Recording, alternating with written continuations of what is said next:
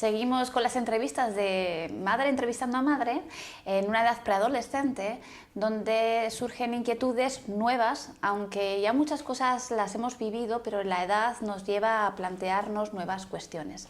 Y una de las cuestiones quizás que más nos puede preocupar es qué hacemos cuando la conducta de nuestros hijos no es la que deseamos, la que esperamos, se saltan ciertos límites que son necesarios que se respeten.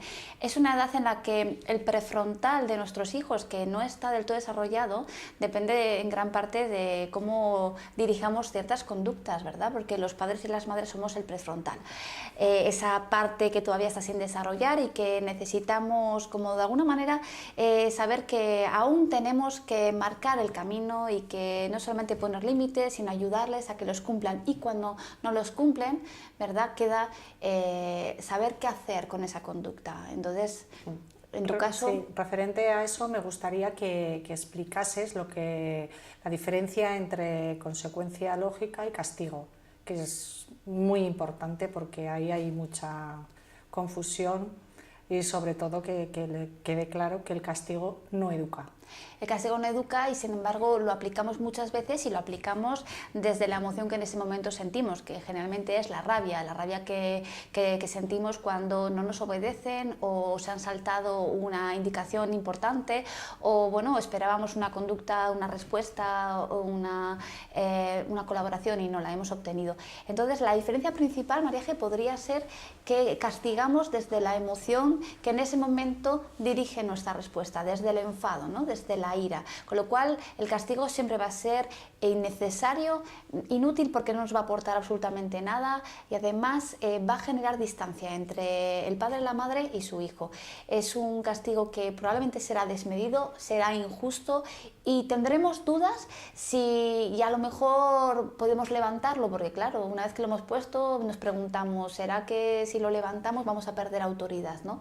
Cuando ya sabemos que cuando nos equivocamos y reconocemos ese error y, bueno, y decidimos que podemos hacerlo de otra manera, bueno, ganamos autoridad más que perderla, ¿no? Y la diferencia con la consecuencia lógica sería que siempre aquello que le planteamos tendrá una R de reparación, una R de restitución, una R de volver otra vez a hacer algo como segunda oportunidad, algo que nos va a aportar un aprendizaje probablemente.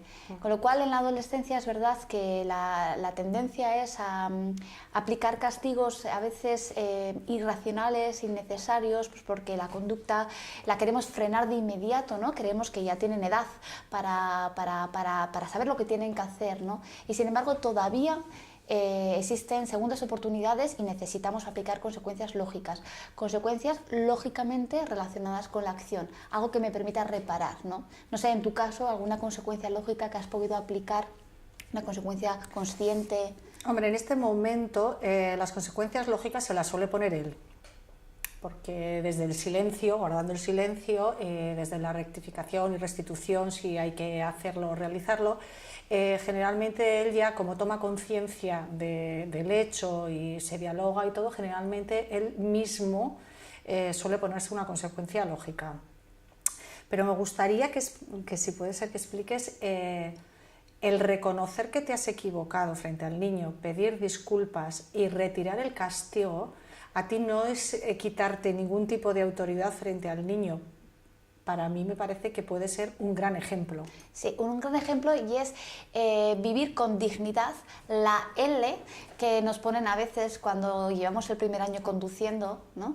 Esa L de novatos, de principiantes, ¿no? De decir, el ser padre o madre no es fácil, estoy aprendiendo, creo que me he equivocado, te he aplicado un castigo indesmedido desde la ira, sin ningún tipo de lógica, con lo cual no te va a generar ningún aprendizaje, y sin embargo, a partir de ahora, de reconocerte mi error humildemente, de, bueno, pues de valorar desde otro estado emocional, ¿no? La situación con distancia, y reconocer que, bueno, que no es justo mantener un castigo puesto que no aporta ningún aprendizaje.